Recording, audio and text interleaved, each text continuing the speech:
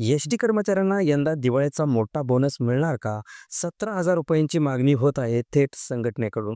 Maharashtra ST कर्मचारी काँग्रेस संघटनेचे कर्मचाऱ्यांना दिवाळीचा उत्सव आनंदात साजरा करता यावा, यासाठी सरसकट 17,000 रुपये दिवाळी भेट म्हणून देण्याची मागणी करण्यात आली आहे. गेल्या वर्षी कर्मचाऱ्यांना 6,000 रुपयाची दिवाळी भेट देण्यात आली होती. मात्र यावर्षी एस-टी महामंडळाला प्रवासी वाढल्यामुळे मोठे उत्पन्न झाले आहे. माहिती आकडेवारी रक्षाबंधन व सलग सुट्ट्यांमुळे 137 कोटी रुपयांचा विक्रमी उत्पन्न महामंडळाला मिळालं. तर गणेशोत्सवातून तब्बल 23,77,00,000चं अतिरिक्त उत्पन्न झालं आहे. संघटनेचे सरचिटणीस श्रीरंग बर्गे यांनी सांगितलं आहे की अतिरिक्त उत्पन्न जर 88,000 कर्मचारी आणि अधिकाऱ्यांमध्ये विभागले तर साधारण 17,000 रुपये प्रत्येकी दिवाळी भेट म्हणून देणे शक्य आहे.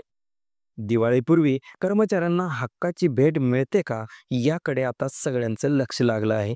एस-टी कर्मचाऱ्यांसाठी दिवाळी सोन्याची होणार का, यावर निर्णय लवकरच स्पष्ट होईल. पाहत रहा NPC मराठी.